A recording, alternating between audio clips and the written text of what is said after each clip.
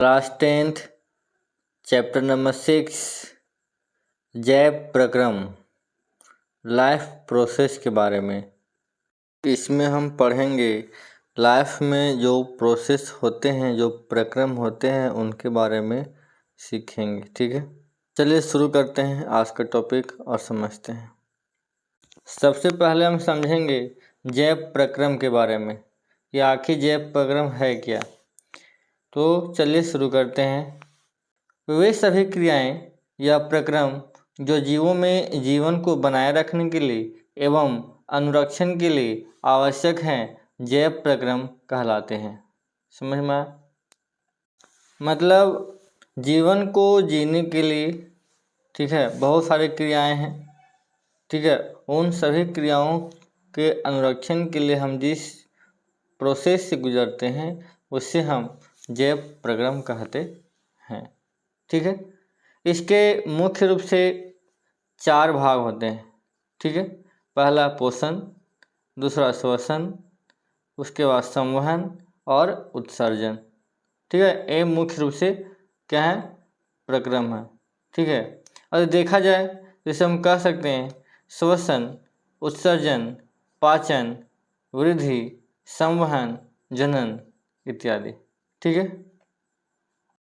आपको बता दें कि पृथ्वी पर जीवन कार्बन आधारित अणुओं पर निर्भर है। मतलब कहने का तात्पर्य हुआ कि सभी खाद्य पदार्थ कार्बन आधारित हैं। मतलब जितने सारे पदार्थ बने हुए हैं इस पृथ्वी पर, जितने सारे पदार्थ हैं सभी कार्बन से बने हुए हैं। ठीक है, सभी क्या हैं, कार्बन से बने हुए हैं। तो ये था जैव प्रक्रम के बारे में। ठीक है, अब हम जानेंगे सजीव के लिए मापदंड क्या होने चाहिए। कोई वस्तु सजीव है, इसका निर्धारण करने के लिए हम सजीव को उसके अंदर उपस्थित जीवन से पहचानते हैं, जबकि जीवन को उसके कुछ विचित्र, विशिष्ट तथा मौलिक लक्षणों के आधार पर पहचानते हैं। सजीवों के कुछ महत्वपूर्ण लक्षण हैं, जैसे उनमें जीवन की उपस्थिति, पोषण की आवश्यकता, श्वसन क्रिया, जनन, वृद्धि आदि। पहला, सजीवों की संरचना सुसंगठित होती है। दूसरा, उनमें कोशिकाएं और ऊतक होते हैं।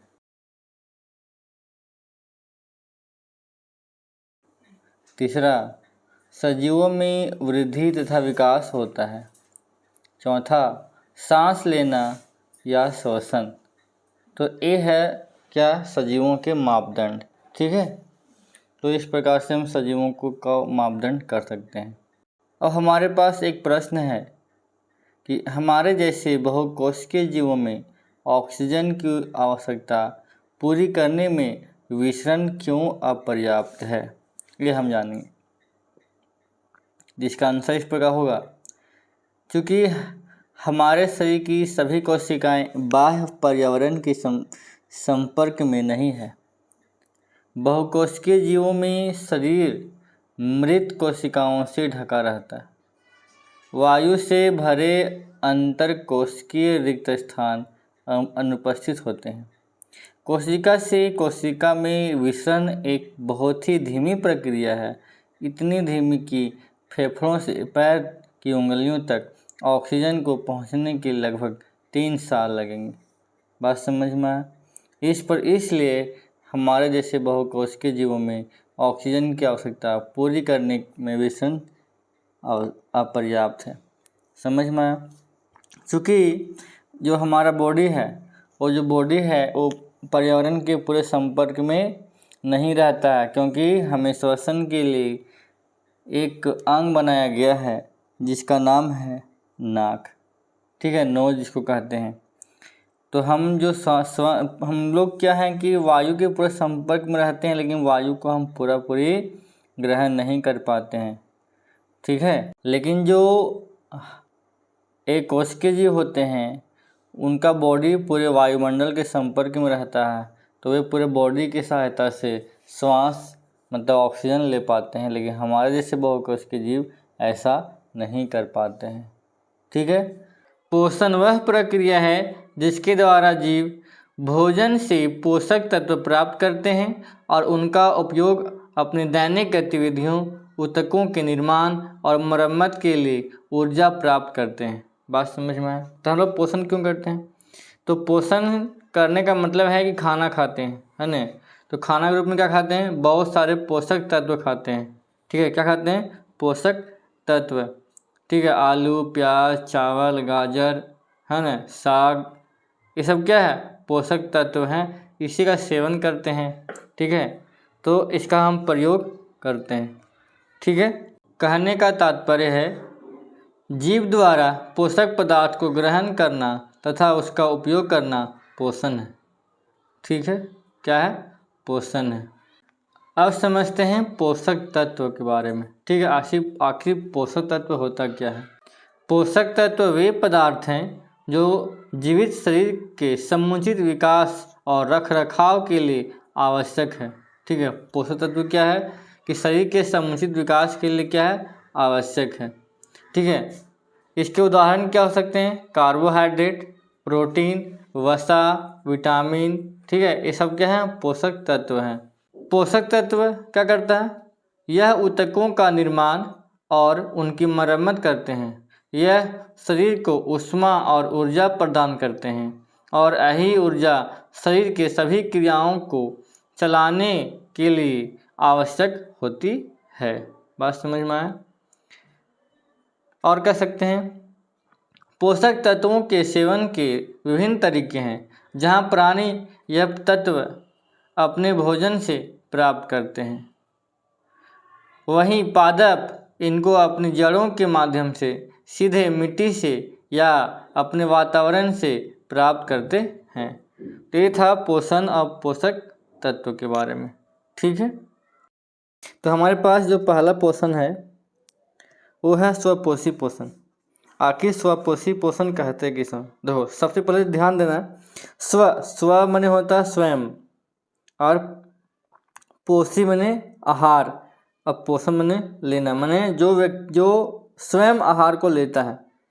ठीक है, जो स्वयं आहार बनाता है, ठीक है, वो क्या होता है? स्वपोषी कहलाते हैं और ऐसे पोषण को स्वपोषी पोषण कहते हैं। ठीक है, तो यहाँ पर समझने का प्रयास कीजिएगा।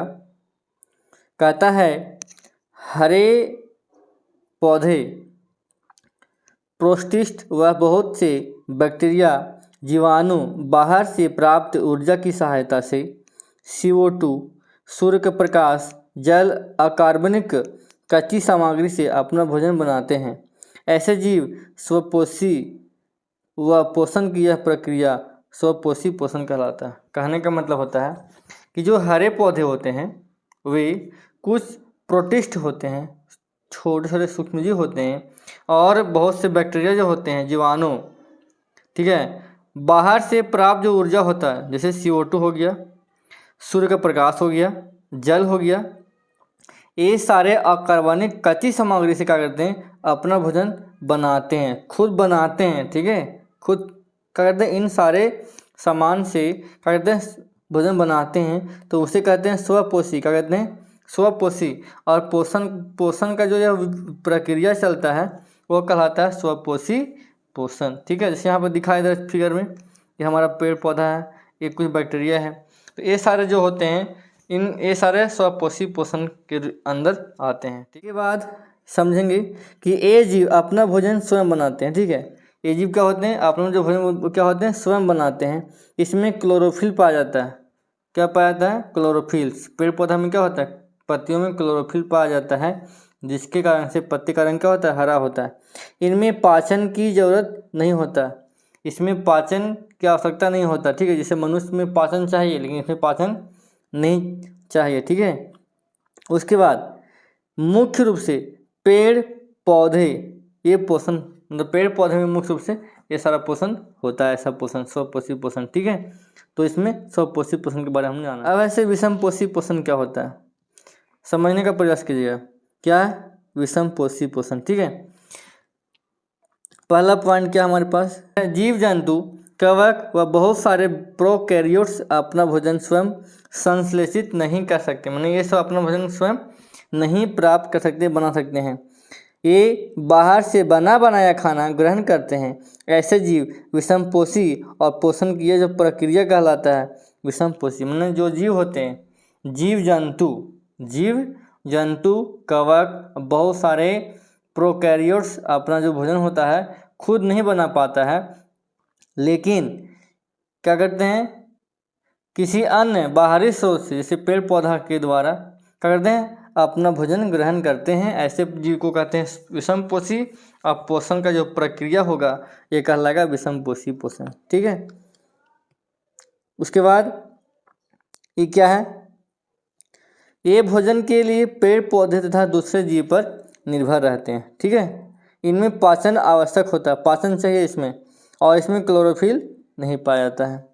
जैसे यहाँ फिगर में ये क्या है, खुखरी इसको कह सकते हैं, खुखरी। ये डॉग है, मनुष्य है, और ये पक्षी है। तो ये सारे जो दिख रहे हैं ये सारे जीव जंतु विषमपोषी पोषण के अंदर में आ जाएंगे।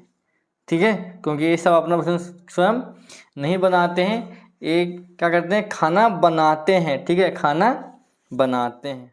अब समझते हैं अंतर क्या होता है, स्वपोषी पोषण और विषमपोषी पोषण में क्या अंतर है वो समझेंगे। ठीक है, पहला अंतर क्या है हमारे पास, जीव अपना भोजन स्वयं बनाते हैं। जो स्वपोषी पोषण का जो जीव होते हैं अपना भोजन स्वयं बनाते हैं, और ये क्या होते हैं भोजन के लिए दूसरे जीव पर निर्भर रहते हैं। इसमें पाचन नहीं चाहिए, इसमें पाचन चाहिए। ये सिर्फ ये सब कहाँ होता है, हरे पौधे में होता है। ठीक है, इसमें क्लोरोफिल चाहिए, और इसमें इनका हो जाएगा मानव हो जाएगा, जंतु हो जाएगा, परजीवी होगा, और इसमें क्लोरोफिल नहीं होता। ये था नॉर्मली स्वपोषी और विषमपोषी पोषण में अंतर। समझते हैं पेड़ पौधा में पोषण कैसे होता है। ठीक है, पेड़ पौधा में पोषण समझते हैं। ठीक है, पहला जो पेड़ पौधे होते हैं स्वपोषी पोषण के रूप में अपनाते हैं। माध्यम क्या होता है, प्रकाश संश्लेषण। माने पेड़ पौधे प्रकाश संश्लेषण की सहायता से क्या करते हैं भोजन को बनाते हैं। जैसे फिगर में दिखाया गया है, आप फिगर को देख सकते हैं कि ये सूर्य का जो लाइट है, लाइट एनर्जी के रूप में। अब हमारे पास वायुमंडल में ऑक्सीजन है, ठीक है, कार्बन डाइऑक्साइड है, यहाँ मिनरल्स है, यहाँ वाटर है। ठीक है, तो इन सारे चीज़ों की सहायता से जो पेड़ पौधे होते हैं वो पत्तियों में क्या करते हैं खाना बनाते हैं। ठीक है, कहता है कि प्रकाश संश्लेषण में प्रकाश ऊर्जा की सहायता से अकार्बनिक पदार्थों से कार्बनिक पदार्थों का निर्माण होता है। जो कार्बोहाइड्रेट तुरंत प्रयुक्त नहीं होते हैं वे मंड के रूप में संचित कर लिया जाता है। मतलब जो कार्बोहाइड्रेट तुरंत नहीं टूटता होगा वो क्या है मंड के रूप में रह जाता है। हमारे शरीर में भी भोजन से निर्मित ऊर्जा का कुछ अंश ग्लाइकोजन के रूप में संचित हो जाता है।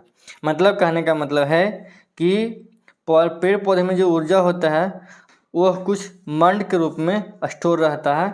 ठीक है, एनर्जी यूज़ करने के लिए।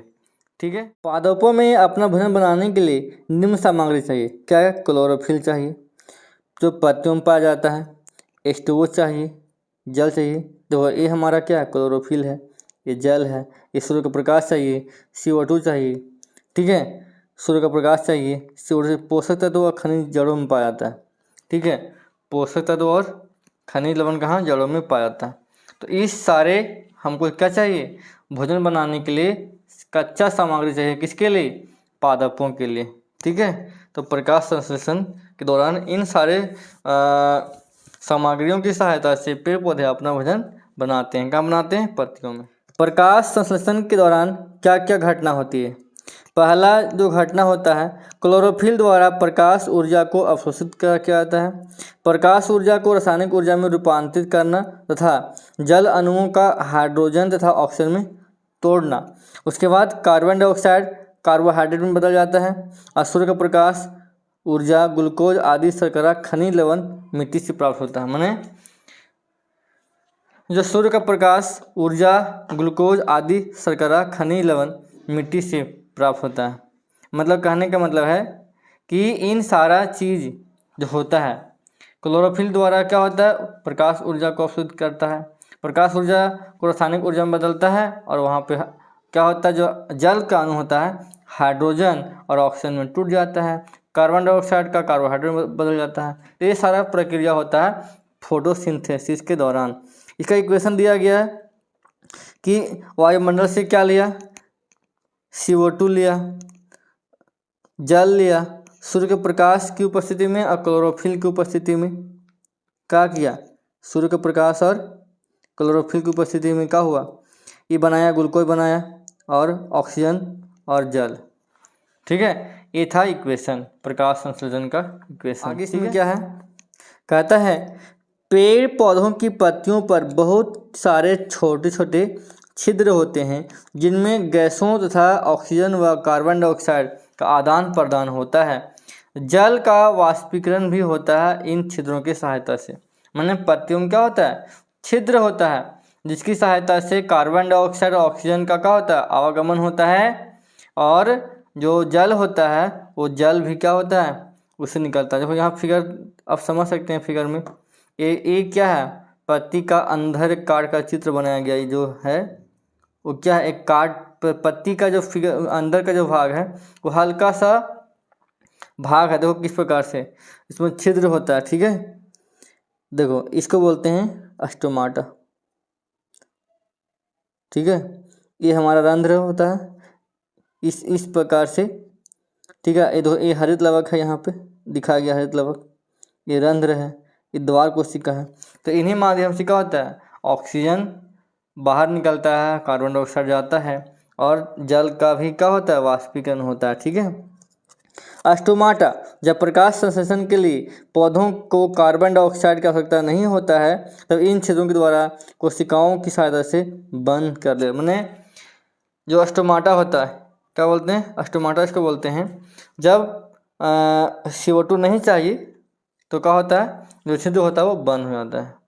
जब आवश्यकता नहीं होगी तो क्या करेगा, उसको ओपन रखेगा नहीं ना, तो क्या करता है, क्लोज कर देता है जब CO2 की आवश्यकता नहीं होती है। तो इसमें एक टॉपिक है अमीबा में पोषण क्या होता है। अमीबा एक कोशिकीय जीव है जो जल में पाया जाता है। ठीक है, कहाँ पे, जल में, और इसका कोई आकार नहीं होता। ठीक है, अमीबा कोशिकीय सतह से उंगली जैसे अस्थायी प्रवर्ध पादाव या कुटपाद की सहायता से भोजन ग्रहण करते हैं। माने पादाव जो क्या बोलते हैं, इसको कुटपाद बोलते हैं। ठीक है, जिसकी सहायता से भोजन को ग्रहण करता है। यह प्रवर्ध भोजन के कणों को घेर कर खाद्य रिक्तिका बनाता है। क्या करेगा, खाना को क्या करेगा, घेर लेगा, एक खाली स्थान बनाता है। ठीक है, खाद्य रिक्तिका के अंदर जटिल पदार्थों का विघटन पदार्थों में क्या आता है, कोशिकीय द्रव में विकसित हो जाता है। बचा हुआ अपच पदार्थ कोशिका सतह की ओर गति करता है और शरीर से बाहर निष्कासित कर दिया जाता है। मैंने कहने का मतलब हुआ कि इसे मान लिया जाए कि जैसे ही अमीबा को आभास होता है कि भोजन हमको यहाँ पे है, तो क्या करता है, उसको प्राप्त करने के लिए अपने कोशिका के पादाव को क्या करता है, विकसित कर देता है, उसको घेरने का प्रयास करता है और एक रिक्तिका बनाता है और उसे अंदर की ओर ले लेता है और पचा कर उसको बाहर निकाल देता है। ठीक है, तो अमीबा जल में होता है। अमीबा पैरामीशियम को खाता है। ध्यान देना, देखो कितना लॉजिक वाला चीज़ है। जो अमीबा होता है, हम ये फिगर कहीं से जुगाड़ किए हैं। ठीक है, जो अमीबा जो होता है, देखो पैरामीशियम, ये पैरामीशियम है। ठीक है, इस सारे पैरामीशियम को खाता है। सोच लो कितना मतलब खतरनाक है। अमीबा जल में पाया जाता है। देखो जो फिगर में दिखाया गया है वो अमीबा क्या कर रहा है, पैरामीशियम को खा रहा है। ठीक है, पहला जो हमारे पास पॉइंट है, मानव पाचन तंत्र के अंग मुख, ग्रासिका, डायाफ्राम, अमाशय, छोटी आंत, बड़ी आंत, गुदा द्वार आदि, ये सारे क्या है, मानव के पाचन तंत्र अंग हैं। क्योंकि जो हम खाना खाते हैं तो जो पाचन की प्रक्रिया है वो हमारे मुख से ही प्रारंभ हो जाती है। ये दिमाग में रखने का प्रयास करेंगे।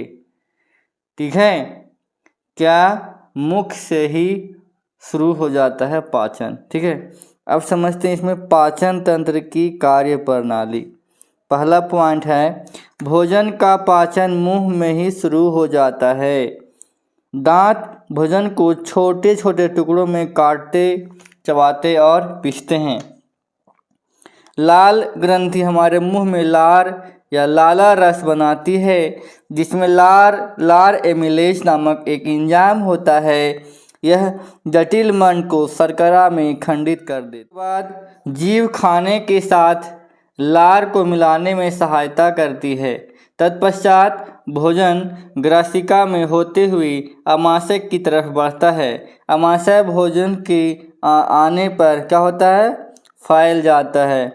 उसके बाद आमाशय की भित्ति में 3 बेलनाकार जठर ग्रंथियां मौजूद होती हैं, जिनसे जठर रस का स्राव होता है। इसमें मुख्य हाइड्रोक्लोरिक अम्ल, एंजाइम, पेप्सिन और श्लेष्मा मौजूद होते हैं।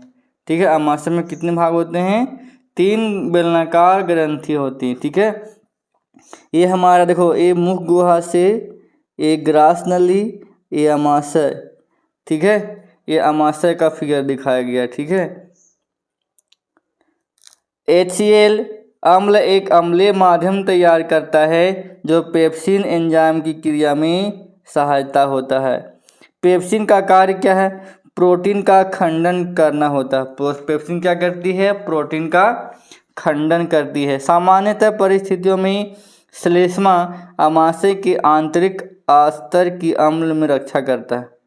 श्लेष्मा क्या करते हैं? आमाशय के आंतरिक अस्तर में की अम्ल की रक्षा करते हैं। उसके बाद आंशिक रूप से जो पाचित भोजन अब क्या होता है, छोटी आंत में प्रवेश कर जाता है। किसमें? ये क्या है? छोटी आंत है, और फिर ये जो दिख रहा है ये बड़ी आंत है। ठीक है, तो सबसे पहले खाना आमाशय से कहाँ पहुँचता है? छोटी आंत में। ठीक है, उसके बाद बड़ी आंत में। क्षुद्रांत छोटी आंत आहार नाल का सबसे लंबा भाग है, जो लगभग अत्यधिक कुंडलीकार होता है। लगभग 6.5 मीटर लंबा होता है छोटी आंत। क्षुद्रांत आहार नाल में पूर्ण पाचन की जगह है। छोटी आंत में कहाँ होता है? पूर्ण पाचन हो जाता है। छोटी आंत को 2 ग्रंथियों से श्रावण प्राप्त होता है, यकृत से और आग्नेयाशय से। वहाँ से जो 2 ग्रंथि होता है उससे क्या होता है? श्रवण प्राप्त होता है। ठीक, उसके बाद यकृत से पीत रस निकलता है, जिसका भंडारण पित्ताशय में होता है तथा पीत रस के 2 कार्य होते हैं। ठीक है, पहला है आंशिक रूप से पचे हुए अम्लीय भोजन को क्षारीय रूप में परिवर्तित करता है, ताकि आग्नेयाशय से आने वाले एंजाइम उस पर कार्य कर सके। और दूसरा क्या है? पित्त लवण भोजन में उपस्थित वसा को छोटी गोलिकाओं में खंडित कर देता है, जिससे उन पर एंजाइम की क्रियाशीलता बढ़ जाती है। ठीक है, देखो ये हमारा पित्त रस है, यह हमारा आग्नेयाशय है। ठीक है, तो ये दोनों मिलकर क्या करता है? 2 काम करता है। ठीक है, छोटी आंत की भित्ति में ग्रंथि होती है जो आंत रस स्रावित करती है। इसमें उपस्थित एंजाइम अंततः प्रोटीन को अमीनो अम्ल में बदलता है, जटिल कार्बोहाइड्रेट को ग्लूकोज में बदल देता है और वसा को वसा अम्ल तथा ग्लिसरॉल में परिवर्तित कर देता है। अवशोषण में क्या है? अवशोषण में ये छोटी आंत के आंतरिक स्तर पर प्रवर्ध होते हैं, जिन्हें दीर्घरोम कहते हैं। ये जो प्रवर्ध हैं वो उंगली नुमा संरचना के होते हैं, जिसे हम दीर्घरोम कहते हैं। जैसे झिल्ली दीर्घरोम में रुधिर वाहिकाओं के बहुतायत होती है, जो भोजन को अवशोषित करके शरीर की प्रत्येक कोशिका तक पहुंचाती है। कुछ एनर्जी जो होता है शरीर के प्रत्येक कोशिका तक पहुंचाती है। इसके पश्चात आत्मसात करने की प्रक्रिया व मल त्याग करने की प्रक्रिया क्रमशः संपन्न होती है। उसके बाद क्या होता है? जब सब कुछ पाचन अवशोषण हो जाता है, उसके बाद क्या होता है? फिर मल त्याग करने की प्रक्रिया होती है। बड़ी आंत में दीर्घरोम की सहायता से जल का अवशोषण कर लिया जाता है। ठीक है, तो हमने मुख से लेकर मुख में क्या होता है? लाल ग्रंथि से लेकर ग्रासिका में कोई काम नहीं होता है। आमाशय में पाचन होता है, छोटी आंत में पाचन होता है, बड़ी आंत में पाचन होता है, और जब सारा कुछ अवशोषण हो जाता है उसके बाद मल त्याग करने के बाद पूरा प्रक्रिया संपन्न हो जाता है। हमने सीखा कि जो अम्ल होता है वो आमाशय में कार्य करता है। तो बताइए कि जो आमाशय में जो HCl नामक अम्ल होता है उसका क्या भूमिका है। ठीक है, तो पहला भूमिका क्या है, अमाशय का माध्यम अम्लीय होता है। टैलिन जो मंड का पाचन करता है उसका कार्य खत्म कर देता है। अमाशय में मंड का पाचन को रोकता है। भोजन में उपस्थित कीटाणु सब विषाणुओं को खत्म करता है। कैल्शियम कार्बोनेट से बने पदार्थ मतलब हड्डी आदि को मुलायम करता है। यह पेप्सिन व रेनिन को जागृत अवस्था में लाता है। अब समझते हैं दंत क्षय क्या होता है। दंत क्षय दांत का गिरना। दंत क्षय इनेमल तथा डेंटिन के धीरे धीरे मृदुकरण के कारण होता है। हमारे मुख में उपस्थित जीवाणु भोजन से क्रिया करके अम्ल का निर्माण करते हैं। इसे इनेमल को मृदु या विखनिजीकरण करता है। हमारे मुख में उपस्थित लार अम्ल को उदासीन कर दांत की रक्षा करते हैं। ठीक है, मुख में जो लार होता है, लार का अम्ल को उदासीन कर देता है। क्या करता है, उदासीन कर देता है, जिससे हमारा दांत जल्दी खराब होने का चांस कम हो जाता है। अनेक जीवाणु कोशिका खाद्य कणों के साथ मिलकर दांतों पर चिपक कर दांत प्लाक बनाते हैं, जिसके कारण से क्या हो जाता है, हमारा दांत झड़ने लगता है। इसलिए हम लोग को क्या करना चाहिए, कम से कम 2 बार दांत को साफ करना चाहिए, सुबह और शाम। ठीक है, सोने से पहले और उठने के बाद। अब समझते हैं श्वसन के बारे में। श्वसन क्या होता है, भोजन से ऊर्जा प्राप्त करने की विधि को कहते हैं श्वसन कहते हैं। श्वसन के प्रकार होते हैं वायवीय श्वसन। जिस श्वसन के प्रक्रिया में ऑक्सीजन का उपयोग होता है उसको वायवीय श्वसन कहते हैं। इस प्रकार के श्वसन में ऑक्सीकरण से ग्लूकोज का पूर्णतः CO2 और H2O में विखंडन हो जाता है। अवायवीय श्वसन क्या होता है, जिस श्वसन के प्रक्रिया में ऑक्सीजन का उपयोग नहीं होता है उसे क्या कहते हैं, अवायवीय श्वसन कहते हैं। जो बैक्टीरिया वगैरह होता है उसमें क्या होता है, अवायवीय श्वसन होता है। सूक्ष्म जीव जैसे कुछ बैक्टीरिया, ईस्ट व बहुकोशिकीय जीव जैसे एस्कोरिस गोल कृमि अवायवीय श्वसन करते हैं। इसके हमारा गोल कृमि है। वायवीय अवायवीय श्वसन में अंतर। पहला, वायवीय श्वसन ऑक्सीजन की उपस्थिति में होता है। इसमें ऑक्सीजन का पूर्ण ऑक्सीकरण होता है। इसमें CO2 से जल ऊर्जा का अंतिम उत्पाद के रूप में बनता है, अधिक मात्रा में ऊर्जा उत्पन्न होता है। और इसमें क्या होता है, वायु श्वसन का प्रथम चरण कोशिका द्रव में और अंतिम चरण माइटोकॉन्ड्रियम होता है। और अवायवीय में क्या होता है, यह वायु की अनुपस्थिति मतलब ऑक्सीजन की अनुपस्थिति में होता है। इसमें ऑक्सीजन का पूर्ण ऑक्सीकरण नहीं होता है। इसमें CO2 अल्कोहल तथा थोड़ा ऊर्जा अंतिम उत्पाद के रूप में है। इसमें कम मात्रा में ऊर्जा उत्पन्न होता है। और वायु श्वसन का अंतिम चरण कोशिका द्रव में होता है। तो ये था हमारा वायवीय श्वसन। अवायवीय श्वसन में श्वसन के दौरान विभिन्न पदार्थों का ग्लूकोज में विखंडन देखो, कोशिका ग्लूकोज होता है, कोशिका द्रव में बन होता है। ये 3 वायु के अणु और ऊर्जा में टूटता है। तो ईस्ट में कैसे टूटता है, इथेनॉल, कार्बन डाइऑक्साइड और ऊर्जा का कार्बन के 2 अणु।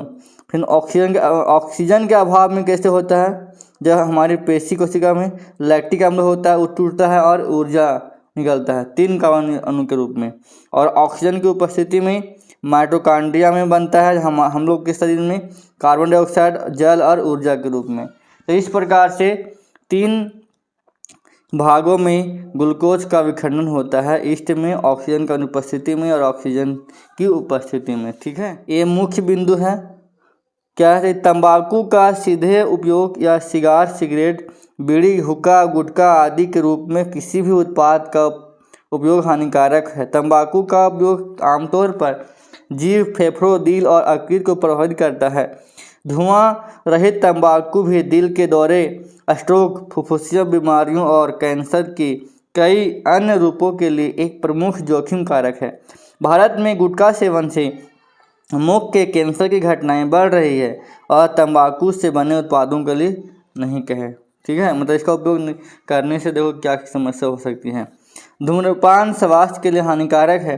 फेफड़ों का कैंसर दुनिया में मौत के सामान्य कारणों में से एक है। श्वास नली के ऊपरी हिस्सों में छोटी छोटी बालों जैसी संरचनाएं होती हैं जिन्हें सिलिया कहते हैं। ये सिलिया सांस लेते वक्त अंदर ले जाने वाली वायु में रोगाणु, धूल और अन्य हानिकारक कणों को हटाने में मदद करती है। नाक में जो होता है। धूम्रपान करने से बालू जैसी संरचनाएं नष्ट हो जाती है, जिसमें रोगाणु और धुआं और अन्य हानिकारक रसायन फेफड़ों में प्रवेश कर जाते हैं और संक्रमण, खांसी और यहाँ तक कि फेफड़ों का कैंसर भी कारण बनते हैं। तो कहने का अर्थ ये हुआ कि तंबाकू, गुटखा और धूम्रपान नहीं करना चाहिए, ठीक है, क्योंकि हमारे शरीर के लिए क्या है, बहुत ही हानिकारक है। आपको फिगर में दिख रहा होगा, यह है मानव श्वसन तंत्र। पहला पॉइंट है हमारा, मनुष्य के शरीर के अंदर वायु नासाद्वार द्वारा जाती है। नासाद्वार माने नाक के द्वारा, ठीक है, नासाद्वार माने नाक के द्वारा। नाक में उपस्थित महीन बाल व श्लेष्मा वायु के साथ अंदर जाने वाली अशुद्धियों को रोक लेते हैं और यह अशुद्धियाँ परागकण, धूल, मिट्टी, जीवाणु, राख आदि हो सकते हैं, ठीक है। नाक में क्या होते हैं, बाल होते हैं या श्लेष्मा होता है, जो क्या करता है, अंदर जो गंदगी जाता है उससे क्या करता है, जाने नहीं देता है।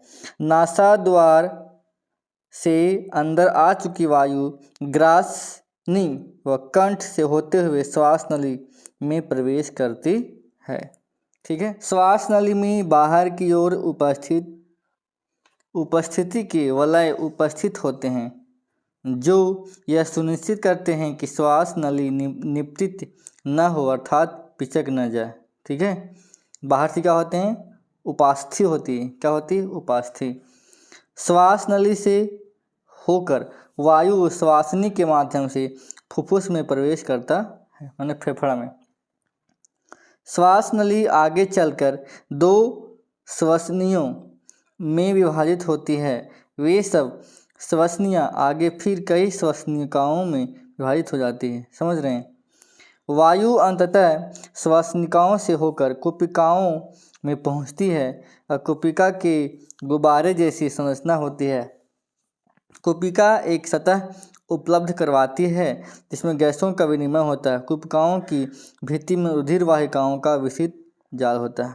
मतलब जो कुपिका होता है, ठीक है, उस कुपिका में ब्लड सर्कुलेशन होते रहता है। वहाँ पे क्या होता है, ब्लड के द्वारा जो हम सांस लेते हैं वो ऑक्सीजन को ब्लड में ले लिया जाता है और CO2 को छोड़ दिया जाता है, ठीक है कुपिका है।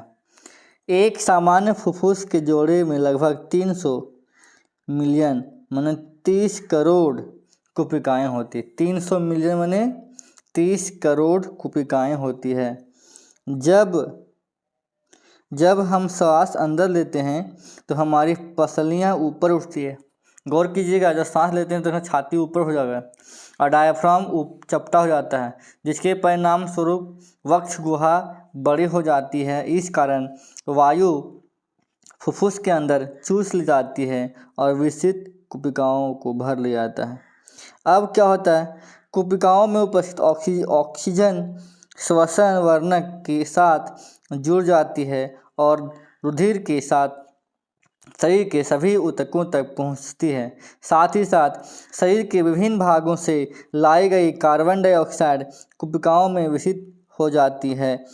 वह उसी श्वास नली व नासाद्वार से बाहर निकाल दिया जाता है। मतलब कहने मतलब है कि कुपिकाओं में गया और कुपिकाओं के चारों तरफ रक्त होता है और ऑक्सीजन वहाँ पे चूस लिया जाता है, ठीक है। रुधिर क्या होता है, शरीर के सभी ऊतकों तक पहुँचता है। साथ ही साथ शरीर के विभिन्न भागों तक भी चला जाता है। कार्बन डाइऑक्साइड कुपिकाओं में विषित हो जाता है और श्वास नली से नासाद्वार से बाहर, और जो CO2 होता है वापस नाक के द्वारा वापस निकल जाता है। मानव शरीर में श्वसन वर्णक हीमोग्लोबिन जो ऑक्सीजन के लिए उच्च बंधुता रखता है, यह वर्णक लाल रुधिर कणिकाओं में उपस्थित होता है। कार्बन डाइऑक्साइड जल में अधिक विलेय है, इसलिए इसका परिवहन हमारे शरीर में विलेय अवस्था में होता है। श्वास चक्र के समय जब वायु अंदर और बाहर होती है, फुफ्फुस सदैव वायु का अवशिष्ट आयतन रखते हैं, जिससे ऑक्सीजन के अवशोषण तथा कार्बन डाइऑक्साइड के मोचन के लिए पर्याप्त समय मिल जाता है। यह कुपिकाओं की सतह को फैला दिया जाए तो यह लगभग 80 मीटर स्क्वायर क्षेत्र ढक लेता है। मतलब कोशिकाओं की सतह को अगर फैला दें तो 80 मीटर स्क्वायर ढक लेता है, सोच लीजिए। ठीक है, यह हमारा ब्लड है। और जब ब्लड को जब देखते हैं सूक्ष्मदर्शी की सहायता से, देखो बालूशाही की तरह दिखाई देता है। ठीक है, अधिकांश कोशिकीय प्रक्रमों के लिए एटीपी ऊर्जा का मुद्रा है। माने जो ऊर्जा होता है वो किस रूप में रहता है? एटीपी के फॉर्म में। एडिनोसिन ट्राइफॉस्फेट फुल फॉर्म होता है एडिनोसिन ट्राइफॉस्फेट। श्वसन प्रक्रम में बनी ऊर्जा का उपयोग एडीपी तथा अकार्बनिक फास्फेट से एटीपी अणु बनाने में किया जाता है। इसके बाद जब भी आवश्यकता होती है तब एटीपी अणु का उपयोग कर शरीर के भिन्न भिन्न क्रियाओं के लिए ऊर्जा प्राप्त होता है। मतलब एटीपी ऐसे जब जल से अभिक्रिया करता है तो एडीपी प्लस फास्फेट और एनर्जी, मतलब जब भी हमें आवश्यकता पड़ती है एनर्जी का तो इसी फॉर्म में एनर्जी टूट जाता है और हमारे शरीर में प्रयोग कर लिया जाता है। तो कहने का अर्थ ये हुआ कि जो हमारे शरीर में जो ऊर्जा है वह एटीपी के फॉर्म में संचित रहता है और जब आवश्यकता पड़ता है तो वह एटीपी जल से अभिक्रिया करके टूट जाता है एडीपी प्लस फास्फेट और एनर्जी के रूप में और हमारे शरीर में से उपयोग कर लिया जाता है। अब समझते हैं मानव परिसंचरण तंत्र के बारे में। हम सरलता के लिए मानव परिसंचरण तंत्र को निम्न 3 भागों में बांट सकते हैं। पहला रुधिर, दूसरा है परिसंचरण हेतु माध्यम और तीसरा हृदय। ये 3 भागों में हम बांट सकते हैं। रुधिर वाहिकाएं में खुद बांट सकते हैं धमनी के रूप में, शिराएं और केशिकाएं। समझ रहे हैं? मतलब परिसंचरण तंत्र मुख्य रूप से समझिए कि 3 भाग में है। अब जो रुधिर है, रुधिर में 3 भाग है, धमनी, शिरा और केशिकाएं। ठीक है, तो समझते हैं। जो धमनी है वे रुधिर वाहिकाएं जो रुधिर को हृदय से शरीर के विभिन्न अंगों तक ले जाती है। धमनी की भित्ति या जिसको दीवार कहते हैं मोटी तथा लचीली होती है क्योंकि रुधिर हृदय से उच्च दाब से निकलता है। अधिकतर धमनियां ऑक्सीजन रुधिर का स्थानांतरण करती है, लेकिन फुफ्फुसीय धमनी भी ऑक्सीजन माने CO2 रुधिर का वहन करती है। धमनी में कपाट नहीं होता है। मरणोपरांत धमनी में रक्त नहीं बहता है। ठीक है, और शिराएं विभिन्न अंगों से रुधिर एकत्रित करता है और वापस हृदय में लाता है। शिराओं की जो भित्तियाँ होती है धमनी की तुलना में पतली होती है क्योंकि इनमें प्रवाहित रुधिर दाब कम होता है। शिराओं में रुधिर को एक ही दिशा में प्रवाहित करने के लिए वाल्व लगे होते हैं ताकि कम दाब से प्रवाहित रुधिर पीछे की तरफ न बहने लगे। शिरा में कपाट होता है और मरणोपरांत धमनी में रक्त पाया जाता है। शिरा में जो रक्त होता है वो पाया जाता है। ठीक है, तो ये था धमनी और शिरा में कुछ पॉइंट्स। अब है केशिका, जिसको बोलते हैं कैपिलरीज बोलते हैं। क्या होता है? केशिकाएं संकरी एवं पतली भित्ति एक कोशिकीय भित्ति वाली रुधिर वाहिकाएं हैं जो धमनियों व शिराओं के मध्य स्थित होता है। रुधिर एवं आसपास की कोशिकाओं के मध्य पदार्थ का विनिमय इन पतली भित्ति वाली कोशिकाओं के माध्यम से होता है। धमनियां विभिन्न अंगों या ऊतकों तक पहुंचकर बहुत सारी छोटी छोटी वाहिकाओं में विभाजित हो जाती है एवं यही छोटी छोटी वाहिकाएं कोशिकाएं कहलाती है जो कि ऊतकों एवं पदार्थों के विनिमय के बाद पुनः जुड़कर शिराओं का निर्माण करती है। क्या होता है मानव हृदय? ये फिगर देख रहे होंगे, यह हमारा मानव हृदय है जिसमें 4 कक्ष होते हैं। तो इसके पॉइंट को समझते हैं। ठीक है, पॉइंट को समझते हैं। पहला पॉइंट है मुट्ठी के आकार की पेशी अंग छाती में दोनों फुफ्फुस के बीच में उपस्थित होता है तथा बाईं तरफ थोड़ा झुका हुआ होता है, बाईं तरफ। ठीक है, और मुट्ठी के आकार का होता है।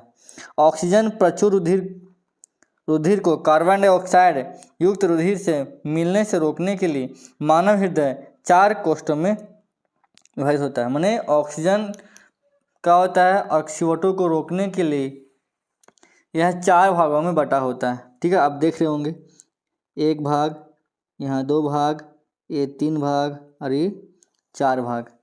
ठीक है।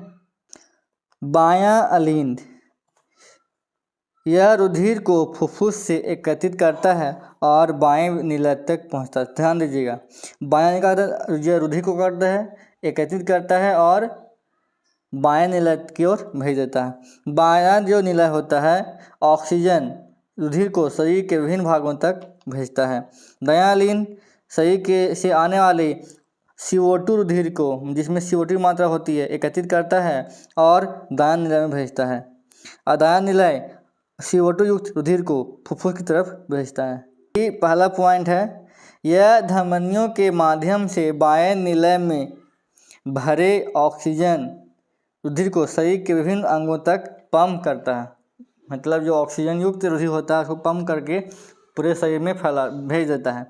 रुधिर जब अंगों के पास पहुंचता है तब भिन्न धमनियां छोटी छोटी बहुत पतली कोशिकाओं में विभाजित हो जाती है और जिनके माध्यम से ऑक्सीजन व अन्य पोषक तत्वों को प्रत्येक कोशिका तक पहुंचाया जाता है। उसके बाद कोशिकाएं अपशिष्ट पदार्थों को एकत्रित करके पुनः जोड़ने लगती हैं व शिराओं का निर्माण करती हैं। महाशिराएं CO2 युक्त रुधिर को दाएं अलिंद में लाती है और जहां से यह रुधिर दाएं निलय में प्रवेश करता है। अब दाएं निलय CO2 युक्त रुधिर फुफ्फुस धमनी के माध्यम से फुफ्फुस तक ले जाया जाता है और फुफ्फुस धमनी में ऑक्सीजन प्रवेश करती है, वह CO2 युक्त रुधिर से निकल जाती है और अब ऑक्सीजन जनित रुधिर फुफ्फुस शिराओं के माध्यम से बाएं अलिंद में प्रवेश करता है और इस तरह से दोहरा संचरण लगातार चलता रहता है। इसलिए इसे दोहरा परिसंचरण तंत्र के नाम से भी जानते हैं। ये फिगर दिखा रहा है, इधर क्या है, CO2 युक्त है, ठीक है। ध्यान से समझने का प्रयास कीजिएगा, ठीक है। ये क्या हुआ, ये पूरे शरीर से क्या हुआ, पूरे शरीर से जिसमें CO2 की मात्रा होता है वो आया, ठीक है, वो फिर नीचे चला गया और ये क्या हुआ, कहाँ जाता है, सबसे पहले जो पूरा CO2 युक्त रुधिर होता है फिर यहाँ पे आया, फिर ये वापस कहाँ आता है, ये वापस जाता है फेफड़ा में। कहाँ आता है, फेफड़ा में जाता है और फेफड़ा में O2 युक्त जो रक्त होता है उसमें जब सांस लेते हैं तो उसमें मिल जाता है CO2 खाता है, उसमें समाप्त हो जाता है, वापस फिर आता है, फिर वापस कहाँ आता है, ये आता है हमारे बायां अलिंद में और फिर नीचे जाता है नीला में और फिर वापस पूरे बॉडी में चला जाता है। तो इस प्रकार से हमारे शरीर में रक्त का दोहरा परिसंचरण तंत्र होता है और मतलब हृदय तक 2 बार रक्त आता है, इसलिए इसे दोहरा परिसंचरण तंत्र के नाम से जानते हैं। ये है रक्त दाब, इसको आप समझ लीजिएगा, देख लीजिएगा। और हम लोग का जो नॉर्मल जो BP होता है वो कितना होता है, सामान्य मनुष्य का जो रक्त दाब होता है वो होता है 120/80 होता है। क्या होता है, 80, ठीक है, 120/80 होता है, ठीक है। अब हमारे पास है परिसंचरण हेतु माध्यम। यह एक तरल एवं गतिशील संयोजी ऊतक है जो जंतु परिसंचरण तंत्र का हिस्सा है। इसे हम 2 भागों में कर सकते हैं, रुधिर और लसिका। रुधिर का pH मान 7.4 होता है। प्लाज्मा या प्लाविका या रक्त प्लाज्मा जो 55% होता है। रक्त कोशिका या रक्त कणिका 45% होता है। लाल रक्त होता है, श्वेत रक्त कोशिकाएं अबिम्बाणु, ठीक है। प्लाज्मा क्या होता है देख लीजिए।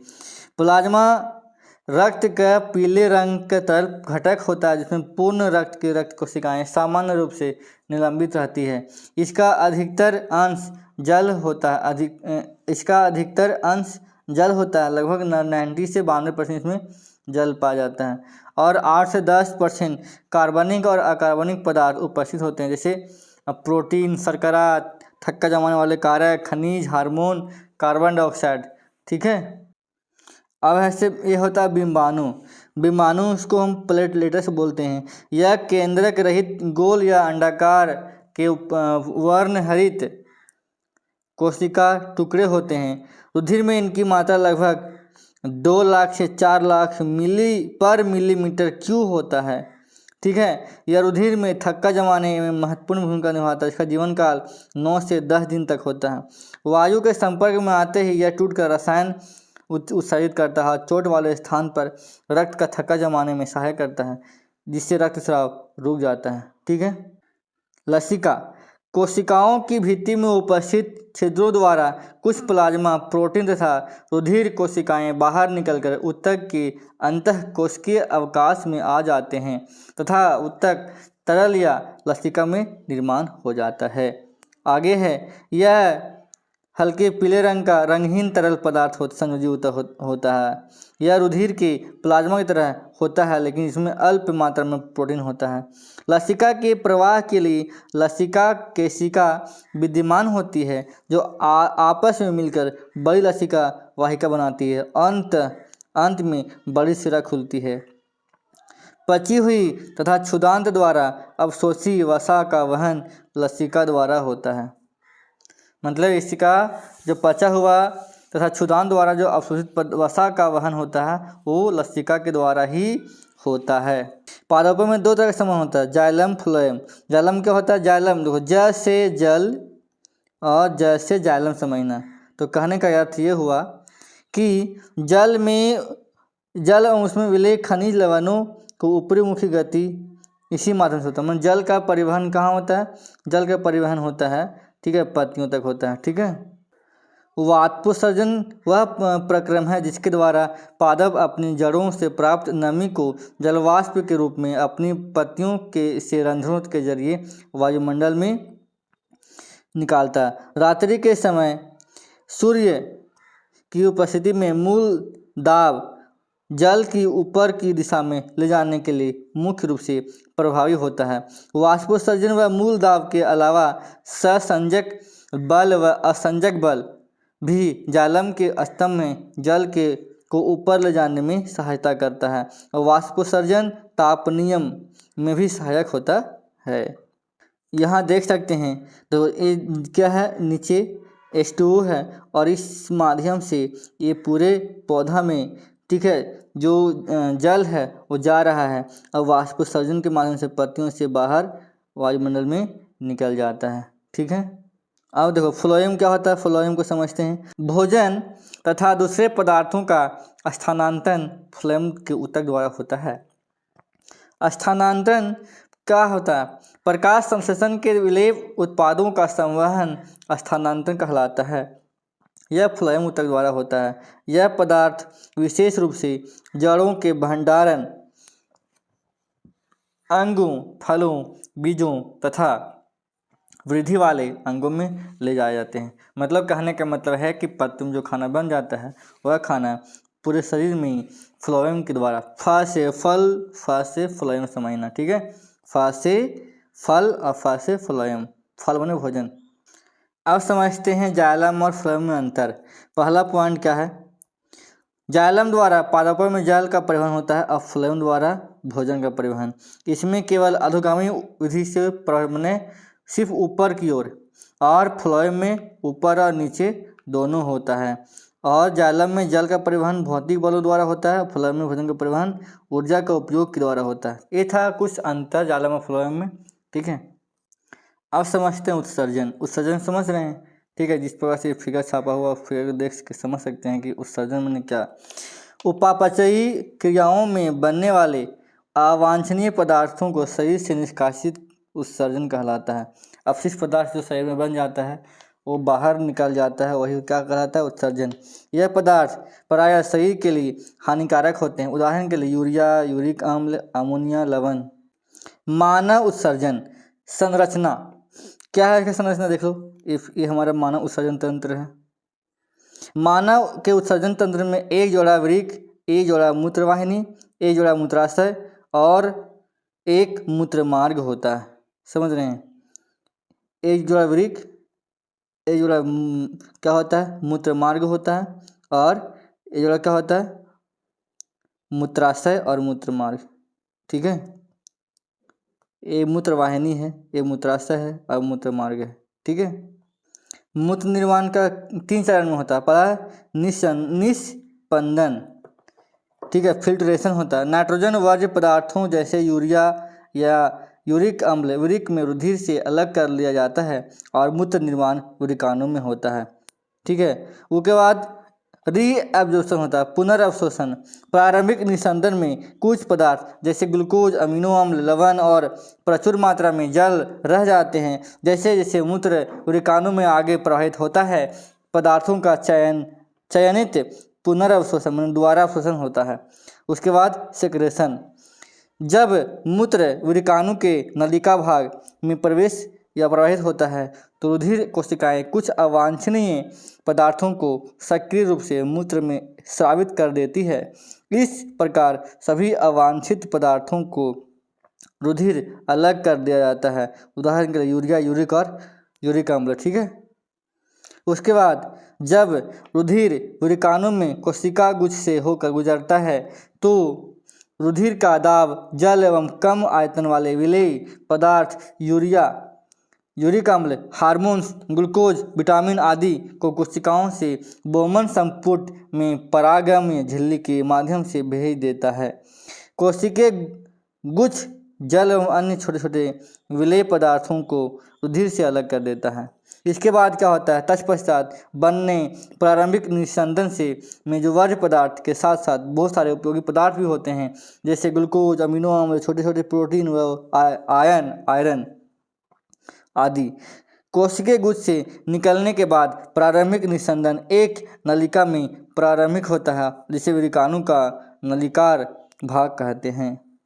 और जैसे जैसे प्रारंभिक मूत्र आगे बढ़ता है उसमें से आवश्यक पदार्थों का चयनित पुनर्अवशोषण कर दिया जाता है, माने पुनः फिर से अवशोषण हो जाता है तथा स्रावन प्रक्रिया के माध्यम से अनावश्यक पदार्थ को सक्रिय रूप से कोशिकाओं द्वारा यूरिकाणु के नलिकार भाग में छोड़ दिया जाता है। अंततः मूत्र संग्राहक वाहिनी में जाकर एकत्रित हो जाता है, जहाँ से इसे मूत्र वाहिनी में ले जाया जाता है। इस प्रकार से मूत्र का निर्माण होता है हमारे यूरिकाणु में। ठीक है, वो इसमें 3 प्रोसेस होता है, 3 प्रोसेस के माध्यम से मूत्र का निर्माण होता है।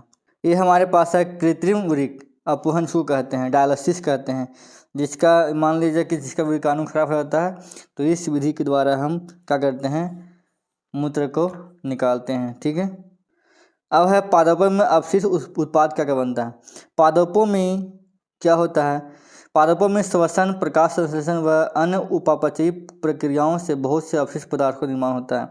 पादपों में 2 गैसीय अपशिष्ट पदार्थ ऑक्सीजन प्रकाश संश्लेषण के समय, कार्बन डाइऑक्साइड श्वसन के समय बनते हैं। पादपों में इन गैसीय पदार्थों का निष्कासन रंध्रों द्वारा होता है। आगे है, पादपों में अधिक मात्रा में जल वाष्पोत्सर्जन द्वारा रंध्रों से होकर वायुमंडल में चला जाता है और वाष्पोत्सर्जन रंध्रों के अलावा फलों व तनों की सतहों से भी होता है। आगे है, इसके अलावा पादपों में उपापचयी अभिक्रियाओं से कार्बनिक अपशिष्ट पदार्थों का भी निर्माण होता है। ये अपशिष्ट पदार्थ भिन्न भिन्न रूपों में पादपों के भिन्न भिन्न अंगों में एकत्रित होते हैं। उदाहरण के लिए राल, गेंद, गम, लेटेक्स, टेनिन आदि पादपों के भिन्न भिन्न अंगों तथा छाल, तना व पत्तियों आदि में संचित होता है, जिन्हें पादप स्वयं से अलग कर देते हैं। कई पादप संचित अपशिष्ट पदार्थों को मृदा में भी निष्कासित करते हैं। जलीय पादप अपशिष्ट पदार्थों को विसरण के द्वारा निष्कासित करते हैं। मतलब कहने मतलब पेड़ हो, पत्ता का जो छाल कवरता है वो भी क्या है, अपशिष्ट पदार्थ है। पेड़ का जो पत्ता गिरता है वो भी अपशिष्ट पदार्थ है। तो देखे होंगे कि जो पेड़ में कुछ गोंद वगैरह का जो तरल पदार्थ के रूप में निकलता है गोंद, वो भी क्या है, एक अपशिष्ट पदार्थ है। ठीक है, तो बहुत सारे अपशिष्ट पदार्थ पादपों से वाष्पोत्सर्जन होता है, वो अपशिष्ट पदार्थ है। ऑक्सीजन निकलता है, CO2 निकलता है, वो भी अपशिष्ट पदार्थ है। ठीक है, और ये हमारा लास्ट है। धन्यवाद। कैसा लगा वीडियो, और अच्छा लगा होगा तो लाइक, शेयर, सब्सक्राइब जरूर कीजिएगा। और इस वीडियो को देखकर आप इस चैप्टर नंबर 6 को बहुत ही आसानी से समझ सकते हैं। और बहुत ही अच्छा ही हैंड रिटन नोट्स था जिसे हमने क्या किया है, आपके सामने प्रस्तुत करने का प्रयास किया है। ठीक है, और इसमें बहुत सारे बहुत ही इम्पोर्टेंट टॉपिक, बहुत ही महत्वपूर्ण प्रश्नों का जिक्र किया गया है। ठीक है, तो फिर मिलते हैं नए वीडियो में नए चैप्टर के साथ। तब तक के धन्यवाद। जय हिंद।